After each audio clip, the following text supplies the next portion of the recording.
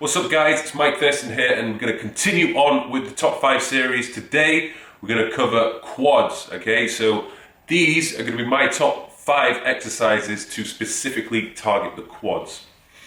So, first exercise, of course, is going to be squats. But that being said, squats, obviously it's a full body movement. And you need to perform squats in a particular way as to target the quads more so than hamstrings and glutes, etc., lower back, everything else. For me, personally, when I do a standard traditional squat with my feet flat on the ground, I feel as though my glutes and my hamstrings are very dominant when performing the movement. It's just naturally the muscles which want to engage more. My body wants to go through the path of least resistance, and due to my strengths, my flexibility, and just generally the way I'm put together in terms of my proportions, when I squat, it's very glute and hamstring dominant. So I need to manipulate this exercise, and many other people need to as well, in order to target the quads more so. So instead of just going through squats, I'm going to show you 3 variations of squats, different squats which you can do in order to target the quads more so than the hamstrings and glutes. So when performing the majority of these squat variations, you will need to elevate your heels. Now, the purpose of the heel elevation is to allow for maximum flexion at the knee. What that basically means is how much the knee is going to bend, how much the knee is going to move out in front of your foot. Now, before anyone wants to say anything about how knees going out in front of your feet is bad for you or bad for your knees, it's not, okay? It's just a myth. For those people that have bad knees, maybe it might be a little bit of an issue, but for the majority of people out there, knees going out in front of your feet is not a bad thing. So I don't want to hear people arguing about that. So like any other squat, I would do what I would usually do, get it set up on my back. I would place my heels on top of the plates, make sure that I'm sturdy, and go down into the squat. Now if we pause here, you can see, for me, I'm pushing my knees forward out in front of my feet, and I'm trying to keep my back as upright as possible. That is allowing me to place more tension upon the quads. Now, it's unlikely that I'll go for my 4 to 5 rep max on an exercise like this. I don't like the fact that my feet are not as stable as they could be if they were on flat ground. So the rep range is very unlikely to be less than 8. I'll often go for 10 plus reps on something like this. Slow the tempo right down and reduce the rest period. So as I go down into the squat, like I said, I'm trying to keep my back as upright as possible and to almost think about pushing my knees out in front of my feet and then bringing them back into the straight-legged position. The next variation of the squat is going to be the front squat.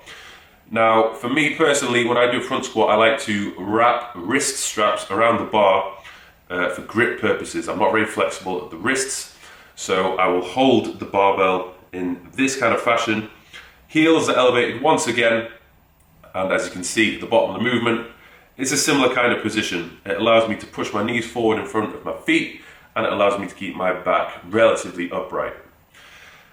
One question you might ask is, how deep should you go on these squatting movements? Ideally, this is going to vary from each individual. For me personally, I usually tend to go to the point where my thighs are parallel to the ground. If I were to go any lower, I would be moving the tension away from my quads and onto my lower back. My lower back would tend to round and my tailbone would tuck underneath my torso. That's generally something you want to try and avoid, in my personal opinion. I feel as though tension is placed away from the target area. So I would recommend avoiding that tuck of the tailbone. And the third variation is the safety bar squat. I'm a big fan of this one. Not all gyms have it, but as you can see, because of the way the bar is set up, the weight is actually out in front of you, almost similar to a front squat. But as you can see, because my heels are flat on this exercise, my back is coming forward a little bit more so than it would do if my heels were to be elevated. So if I wanted to maximize the tension on my quads even more, I should technically perform this exercise with my heels elevated. But that being said, when I perform a safety bar squat such as this, I still feel it a lot on my quads, even if my feet are flat. So the fact that my feet are flat, I feel more comfortable, you know, really pushing the weight to much heavier than, say, for example, the heel elevated variations. The second exercise we'll move on to is the leg press. I do feel as though this exercise, again, when performed properly, can be very, very beneficial at targeting your quads. But there's a few things you have to bear in mind. Foot positioning is going to be a big one on this. If you have your feet pointing out, feet wide, it's going to be more hamstring and glute dominant. However, if you bring your feet further down and closer together in a narrower stance, you're going to target more of your quads. So this is a setup you want to get yourself into. We want to get as much knee flexion as possible. So at the bottom of the movement, you should kind of look like this in this position. A few things to bear in mind when doing the leg press is you need to keep your ass and lower back firmly glued to the seat. Okay, if you allow your bum or tailbone to lift off, you're moving the tension away from your legs, or your quads specifically, onto your lower back, which is not something you want to do. I would also recommend not locking out at the top of the movement. If you really want to focus attention on the quads and you maximize time under tension, just before you reach the full lockout, pause and try and squeeze your quads just a little bit before you go back down into the eccentric phase of the movement. You can see that when performing this, I'm really keeping myself fixed in position. I'm locking it down, I'm holding onto the handles, and I'm driving my ass into the seat. So I'm not allowing any movement to occur apart from my knees. One thing you want to bear in mind as well is that there are different leg press machines in different gyms. So you need to really think about whether or not it's going to be suited for you to target your quads, and you may need to adjust the bench, the weight, or the platform itself to target your quads. Now the next exercise we move on to is step ups. It was a close call, this one. I didn't know whether to include it or not, but I've decided to go for it because I feel as though everyone can pretty much perform this exercise. All you need is dumbbells and some kind of a platform in order to do it. Now, I feel as though many people do not do this as well as they could do. What you need to do is you need to place as much focus as possible onto that front leg. So you're not using your back leg whatsoever. Too many people try and make the exercise easier by pushing off the back leg and moving the tension away from the front leg. So the goal is to place your foot on the platform in front of you and really drive down hard to push yourself up. So you can see the same thing from the side on position. As I go into the step, I'm really trying to think about crushing that platform with my front leg. And you can see I'm leaning forward ever so slightly to push that knee out in front of my foot to maximize the tension on my quad. So that's something you really need to bear in mind when doing these. You can use a barbell if you want to. I use dumbbells from time to time. If using dumbbells, I probably would recommend using wrist straps, because it's more than likely that your wrists are going to really start to burn out when you're doing, 10 to 12 reps or so on each leg with minimum rest in between. And, I don't want people to be thinking about their wrists when they could be thinking about how they can maximize the tension on that front leg and front quad. Next exercise, obviously, leg extensions. I don't think you can argue with this one as a mass builder for the quads. I've gone through this in previous videos. What you want to do is lock yourself into position in that seat, drive down into it, so you're pulling your ass into the seat itself, and you're just controlling the movement, okay? There's no swinging, there's no momentum created.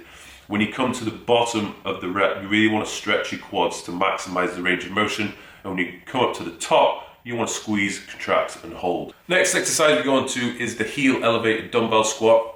I know this is very similar to the squat exercises we've done at the start of the video, but I still feel as though this one is an absolute killer for building the quads. Right, so we're doing this. The key, you have to keep your spine as upright as possible to maximize the tension on the quads. So this is what you want to do. Keeping upright, yeah? And then driving forward. You don't want to do this. If you're in this position, putting too much tension on your back, you almost go hyperextension.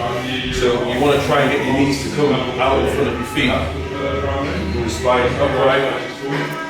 Like that. Not like that. Okay, so keep your shoulders back and chest up. So when I'm performing these, it's rarely the case that I'll try and go as heavy as possible. You know, I've tried doing this with 45, 50 kilos, and yes, it's difficult, but it's much harder to keep strict form when using very heavy weights.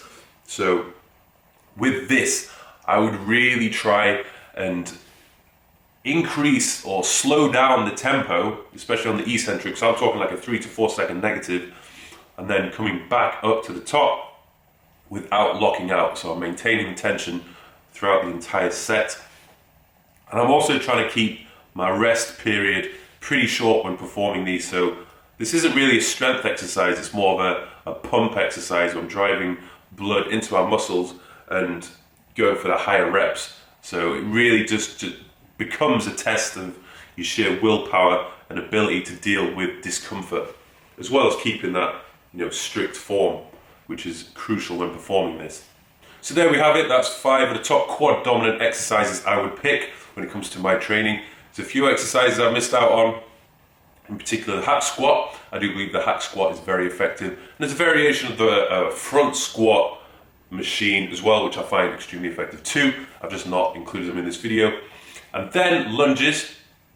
Now, lunges are extremely useful and beneficial.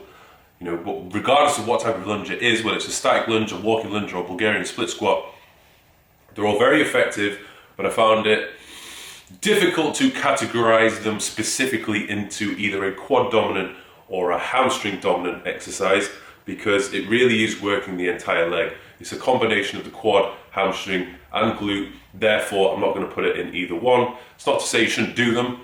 You should do them. So just keep that in mind. So I hope you've enjoyed this. I've got the hamstring top 5 coming next. Don't forget to subscribe, and I'll see you soon.